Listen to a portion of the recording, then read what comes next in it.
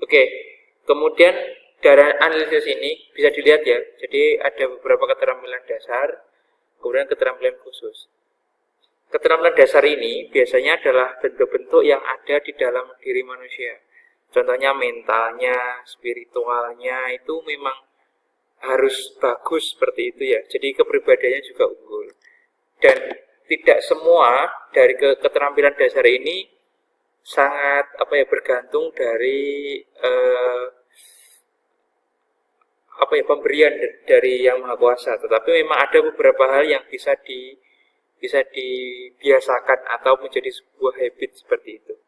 Seperti pandai berinisiatif itu kan kalau nggak dipancing ataupun tidak dibiasakan, maka ya akan tidak bisa seperti walaupun mungkin bapaknya seorang orator ataupun presenter seperti itu ya belum tentu anaknya juga pandai berinisiatif. Jadi pada empat keterampilan dasar ini ada beberapa yang bawaan, ada beberapa yang bisa dilatih seperti itu. Dan untuk keterampilan khusus ya, ini adalah keterampilan yang memang harus dilatih ya. Jadi seperti contohnya adalah conceptual skill.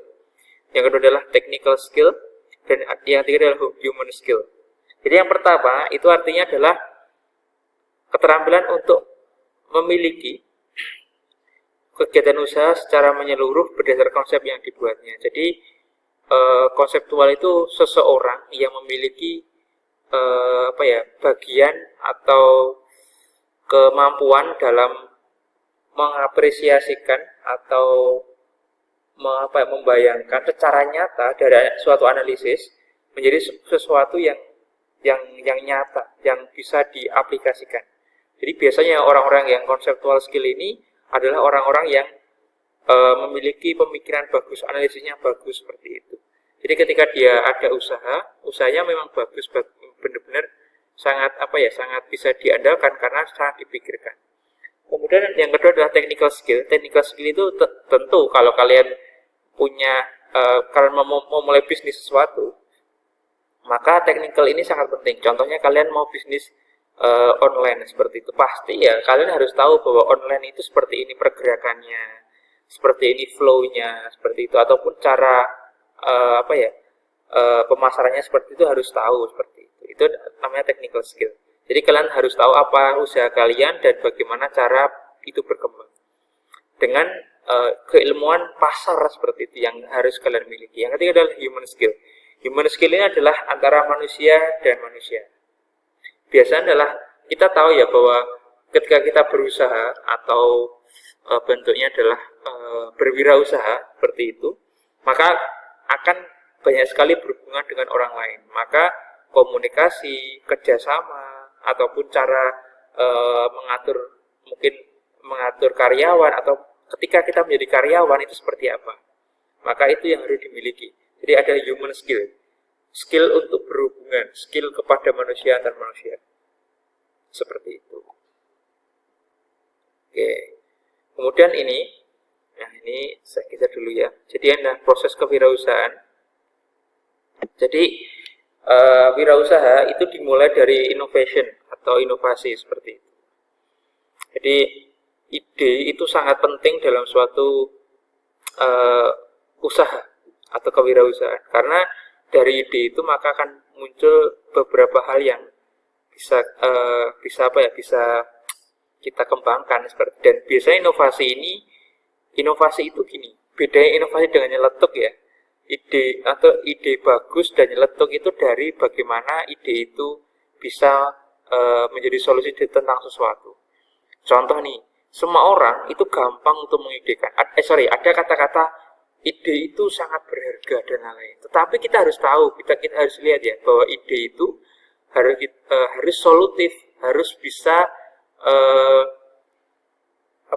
menjadi sesuatu yang membuat masalah itu bisa selesai seperti itu. Ide yang baik itu seperti itu, bukan ide yang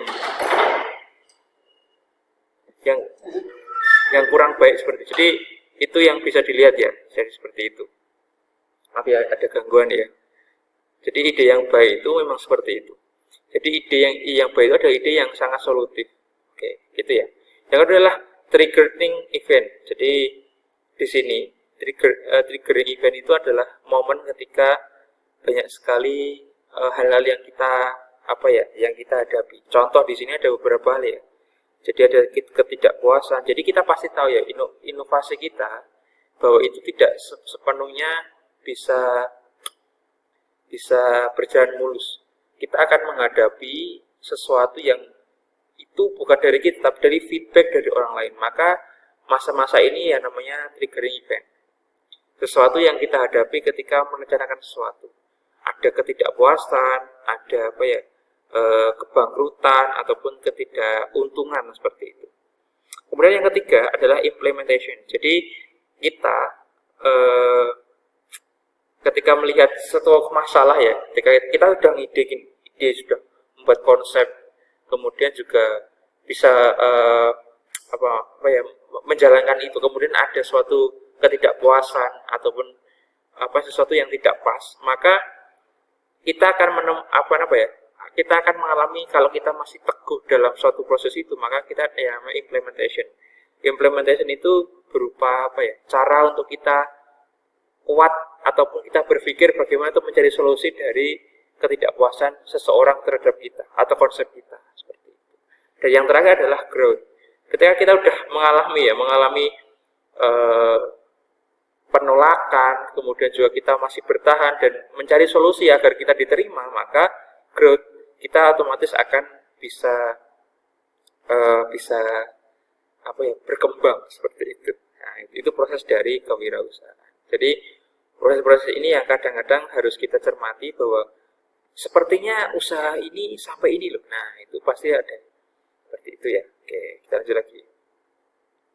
Nah, ada beberapa karakteristik ya kewirausahaan. Yang pertama itu, jadi karakternya, ciri-ciri khusus yang harus dimiliki seseorang. Nah, seperti itu.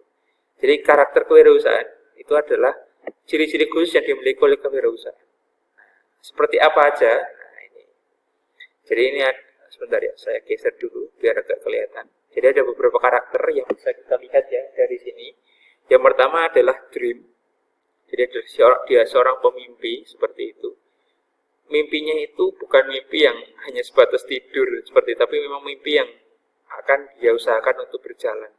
Kemudian decision, orang yang mengambil keputusan dengan cepat dan tepat seperti itu. Kemudian doors, atau tidak menunda-nunda. Kemudian yang keempat adalah determination atau keteguhan ya, ketetapan hati. Yang kelima adalah dedication, pengabdian, devotion atau setia, detail atau rincian. Orang yang selalu memiliki watak kewirausahaan itu pasti orangnya sangat teliti. Kemudian yang destiny atau nasib, dolar, uang, dan distribusi. Ini adalah beberapa hal yang bisa kita lihat dari karakter seorang wirausaha. Seperti itu. Oke. Nah, dari Fadil Muhammad ya, ini salah satu tokoh yang tentang kewirausahaan. Beberapa karakter ataupun sifat dari kewirausahaan bisa dilihat ya. Oke, ini mungkin tidak saya baca semua karena ya hampir sama dengan yang tadi seperti itu. Cuma di sini yang ditekankan oleh Fadil adalah adanya kepemimpinan seperti itu. Oke, lanjut lagi. Nah, ini dari Dr. Andes Wasti Sumanto, MPD. Ada beberapa hal ya. Oke. Intinya di sini kalau kita lihat ya, itu bahwa kewirausahaan ini sangat identik dengan sesuatu yang bersungguh-sungguh, sangat menggebu-gebu, atau sangat bisa dipastikan bahwa orang yang berwirausaha itu adalah orang yang sangat bagus dalam manajemen otaknya dan tenaganya seperti itu.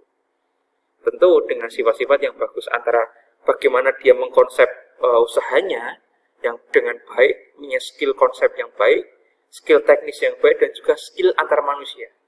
Jadi antar ketika dia itu berkomunikasi dan lain itu harus bagus. Oke, itu ya. Jadi ada beberapa hal yang saya kutip di sini. Nah, ini juga ahli, Mclellan. Nah, seperti ini. Bisa dibaca sendiri. Nanti kalaupun mau dicatat, monggo, silakan bisa di screenshot, monggo ya. Intinya beberapa hal itu hampir sama seperti itu. Nah, ini meredit ya. Ini sangat Kalau dari Meredith ini sangat banyak yang bisa dilihat seperti itu. Ada tingkatnya personal. Personal itu tentang bagaimana dia itu dilihat secara manusia seperti itu. Kemudian juga mind atau pemikirannya seperti itu, dan behavior itu kebiasaan. Nah, seperti itu. Jadi kalau menurut Meredith ini lebih detail penjelasan. Jadi sifat-sifat kewirausahaannya dilihat dari seorang yang menjadi seorang manusia personal, dilihat oleh orang, kemudian juga mind, bagaimana pemikirannya seperti itu, dan behavior, bagaimana kebiasaannya.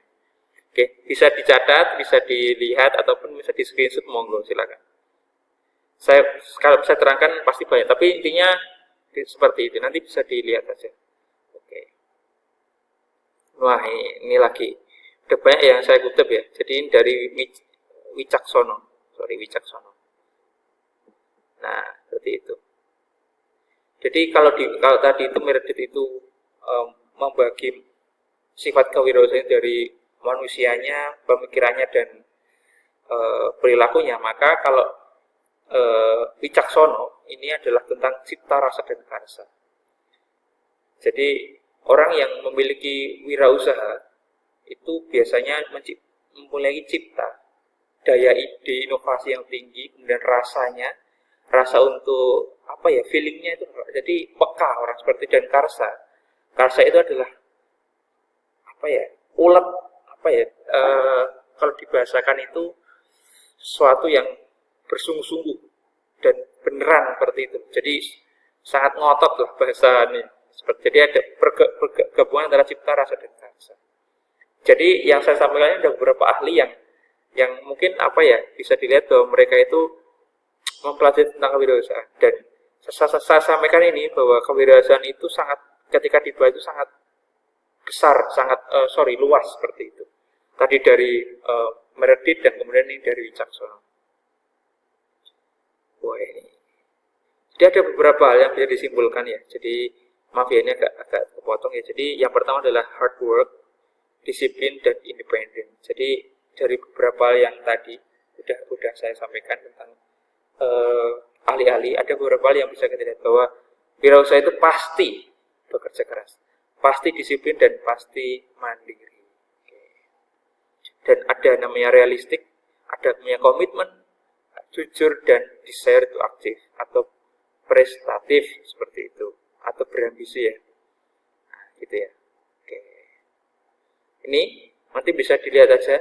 Ini ada beberapa hal yang juga dari ahli, bahwa keberhasilan itu, wirausaha itu, kita mungkin mempunyai skill, mempunyai konsep yang bagus, tapi juga kalau tidak didukung dari beberapa hal yang mempengaruhi kita, contohnya adalah beberapa hal ini ya, yang saya sampaikan ini pasti juga tidak bagus.